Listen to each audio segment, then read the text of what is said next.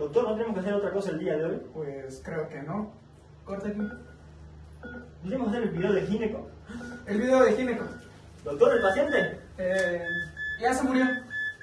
Bueno, encárgate del cuerpo. Bueno, sabía que no era bueno para la cirugía. ¿Saben?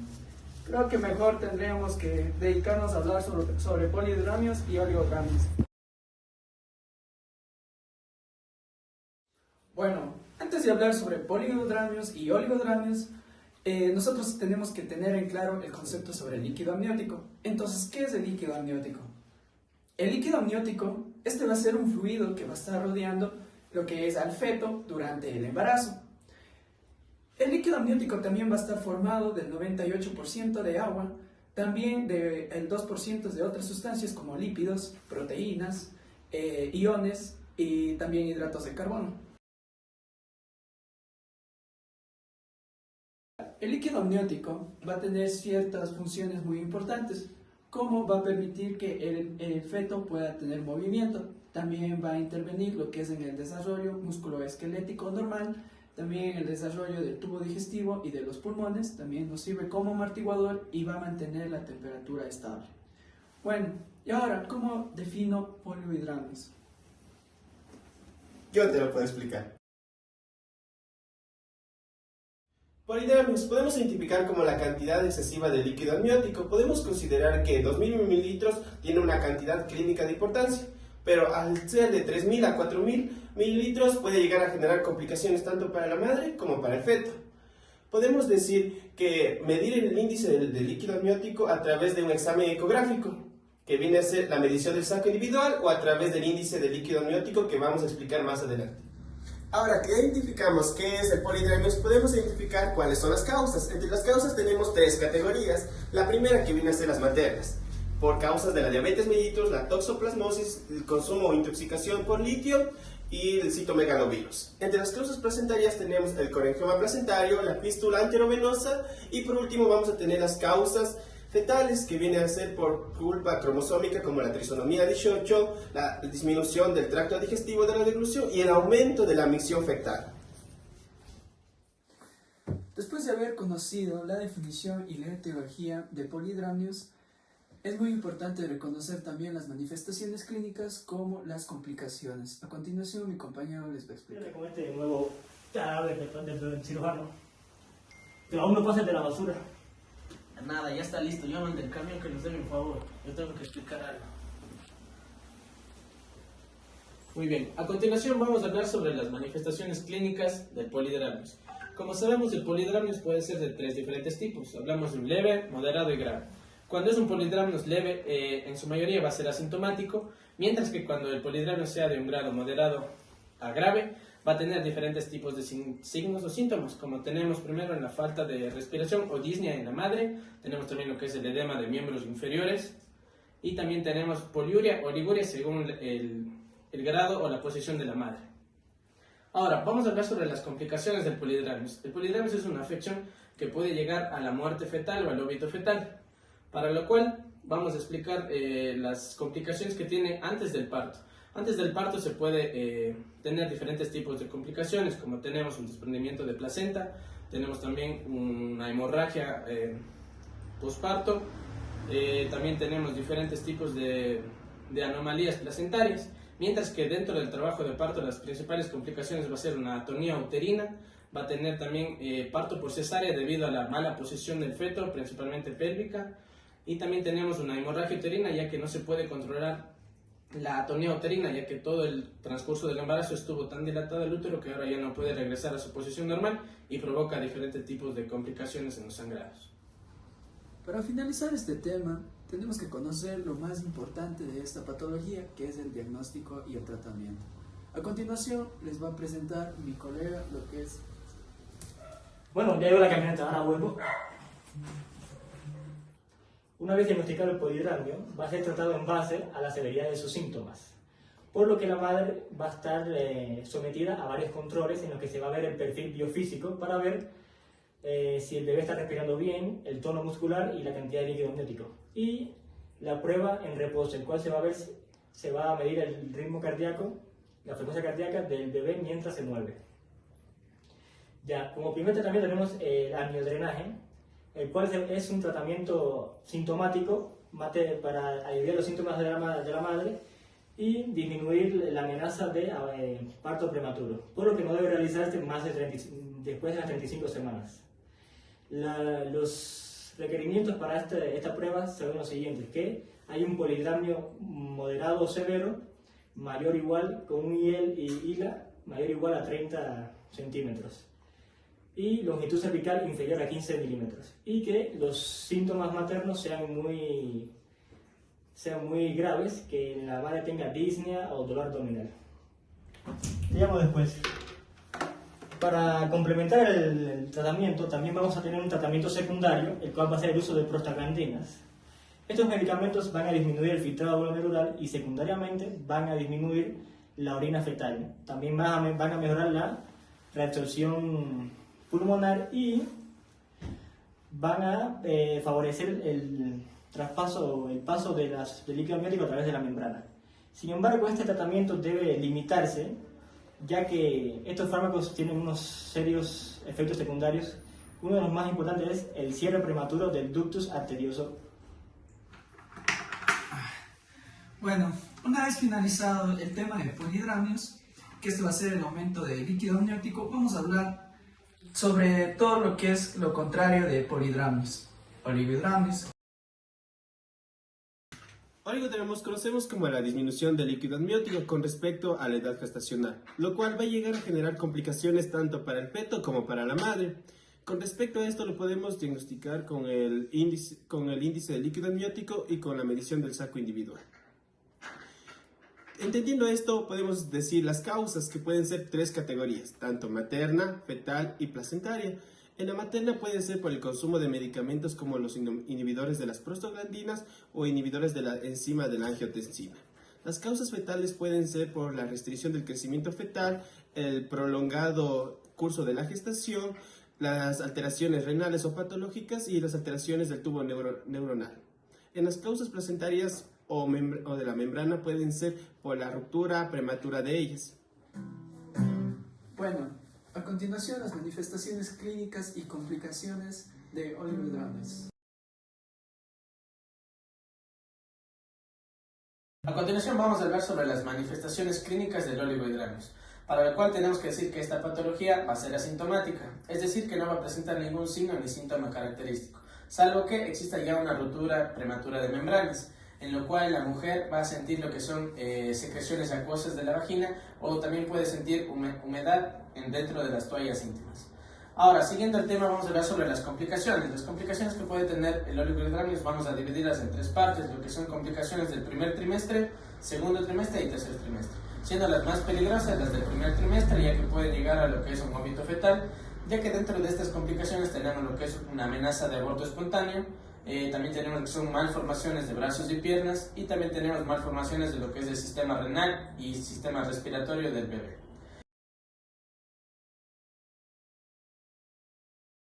Continuamos con las complicaciones del segundo trimestre, en la cual vamos a tener las restricciones del crecimiento del feto, debido a que por la poca cantidad de líquido amniótico el espacio virtual que crea va a ser tan reducido que el bebé no va a poder desarrollarse normalmente. Aparte tenemos otras complicaciones que son la inmaduración del sistema respiratorio, causando lo que es la hipoplasia pulmonar, y también inmaduración del sistema renal.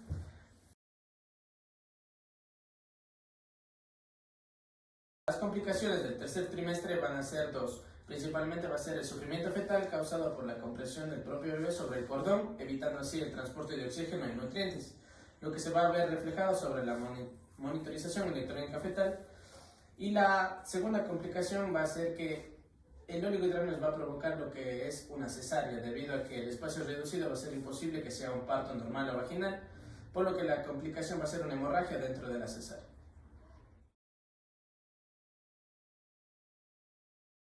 El oligohidramio se va a sospechar midiendo el tamaño del útero, el cual va a ser mucho menor a lo esperado en las fechas. También se van a analizar los movimientos fetales, los cuales van a estar muy disminuidos. Y las pruebas diagnósticas ecográficas van a ser las antes mencionadas, como el índice de líquido amniótico, el cual va a ser menor a 5 centímetros, y el saco individual, el cual va a ser menor a 2 centímetros. Una vez diagnosticado, el tratamiento se debe enfocar más en controles natales para analizar anormalidades fetales, también para prevenir la mortalidad materna, y se va a realizar infusión amniótica en caso de que haya desaceleraciones en la frecuencia cardíaca fetal.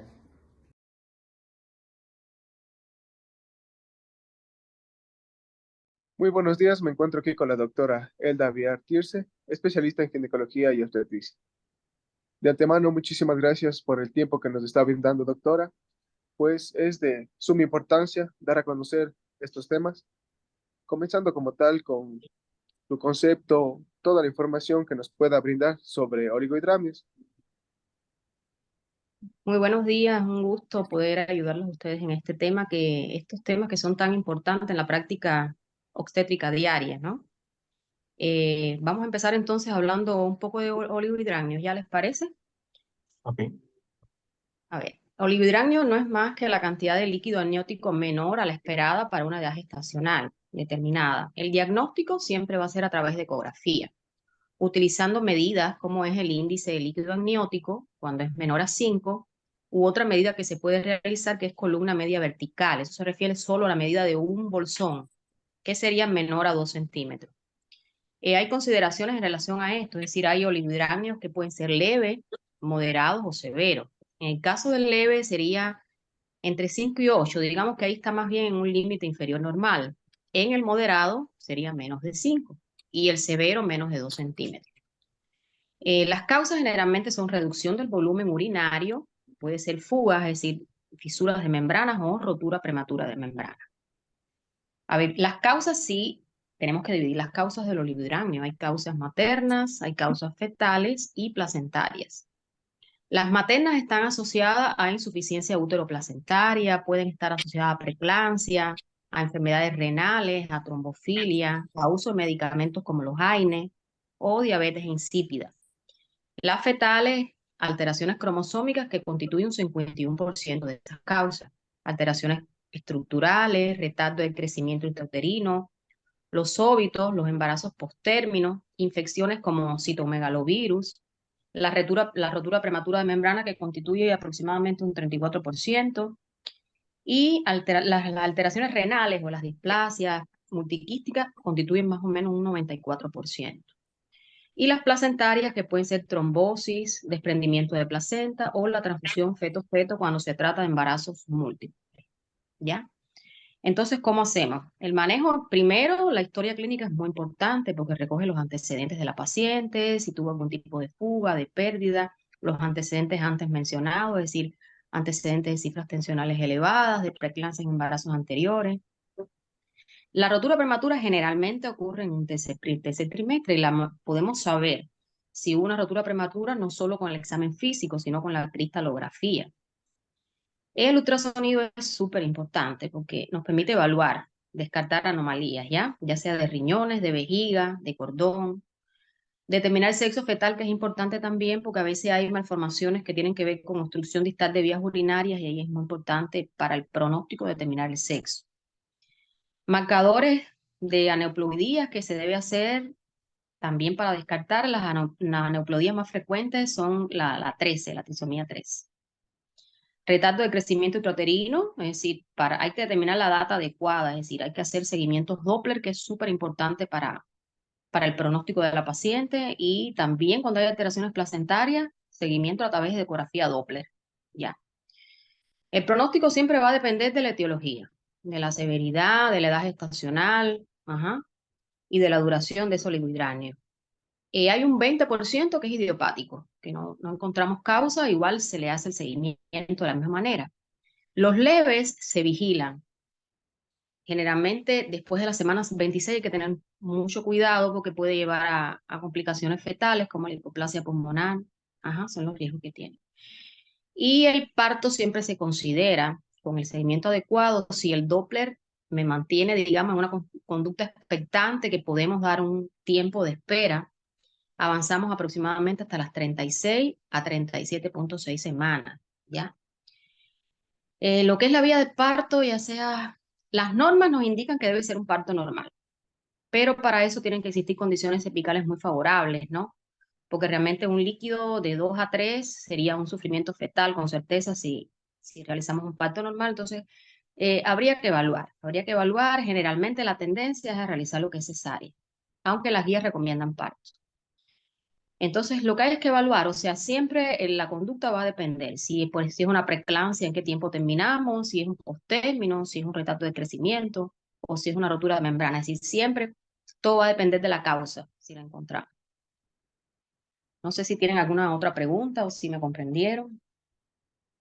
No, sí, todo muy claro. Muchas gracias. Ahora nos puede hablar sobre el polidramnio.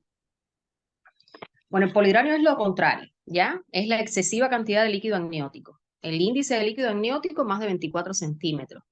Y si hacemos una columna media vertical mayor a 8, aunque se recomienda siempre en el polidramnios medir los 4 cuadrantes, ¿ya? No hacer una sola medida.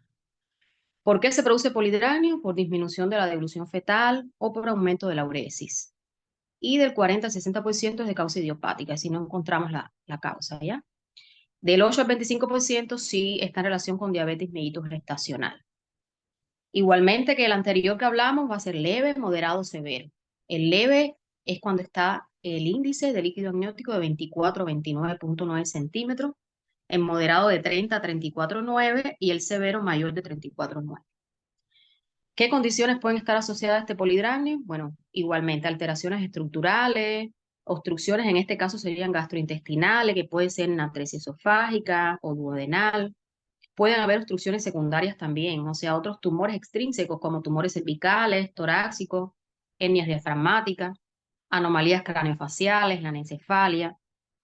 Las trisomías que generalmente están asociadas al polidramnio es la trisomía 18 y 21 y el Prader-Willi también. ¿Qué puede producir en el feto? Bueno, alteraciones del gastro cardíaco, taquicardia, anemia. También pueden haber trastornos placentarios. Y como habíamos hablado del anterior, las condiciones asociadas también pueden estar el síndrome feto-fetal en embarazos múltiples, las diabetes mellitus, como ya mencioné.